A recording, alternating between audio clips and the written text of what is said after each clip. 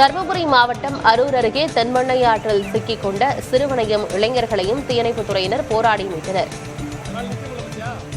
அம்மாப்பேட்டையைச் சேர்ந்த ரித்திக் ரவிக்குமார் என்ற சிறுவன் தென்பெண்ணை ஆற்றில் குளிக்க சென்று வெள்ளம் அதிகரித்ததால் அதில் சிக்கிக் கொண்டார். அவரை காப்பாற்ற சென்ற சிலம்பரசன் மற்றும் கிருஷ்ணமூர்த்தி ஆகிய இளைஞர்களும் ஆற்றில் சிக்கிக் கொண்டனர். தகவல் அறிந்த தீயணைப்புத் துறையினர் 6 மணி நேரம் போராடி இறுதியாக கயிறு மூலம் அவரை மீட்டனர்.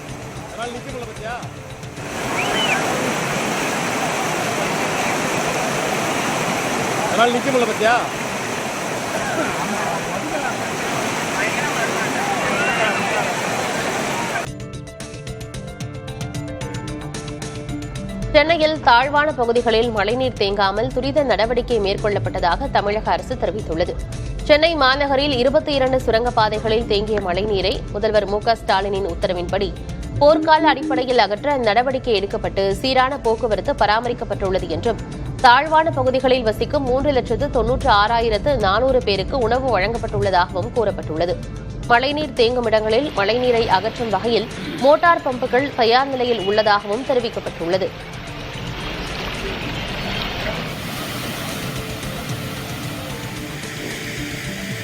கெலவரப்பள்ளி அணையில் நீர் வெளியேற்றப்படும் நிலையில் தென்பெண்ணை ஆற்றில் குவியலாக ரசாயன நுரைகள் செல்லும் காட்சி வெளியாகியுள்ளது.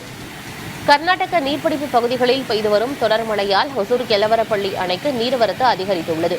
அணையிலிருந்து வெளியேற்றப்படும் நீரில் கடுமையான துர்நாற்றத்துடன் ரசாயன நுரைகள் செல்கின்றன. இந்த நுரைகள் விவசாய நிலங்களை பாதிப்பதால் விவசாயிகள் காய்கறி சாகுபடியை தவிர்த்து பூக்களை பயிரிடுகின்றனர். இரு மாநில அரசுகளும் தலையிட்டு ரசாயன கழிவு கலப்புவர்கள் மீது நடவடிக்கை எடுக்கவும் தமிழக எல்லையில் சுத்திகரிப்பு நிலையம் அமைக்கவும் விவசாயிகள் கோரிக்கை விடுத்துள்ளனர்.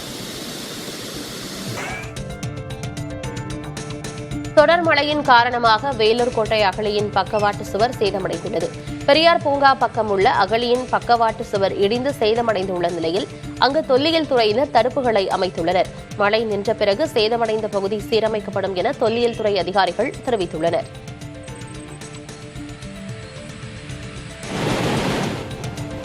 கள்ளக்குறிச்சி மாவட்டத்தில் பெய்த தொடர் கனமழையால் கல்வராயன் மலையில் உள்ள சிறுகல்லூர் நீர்வீழ்ச்சியில் வெள்ளப்பெருக்கு ஏற்பட்டது.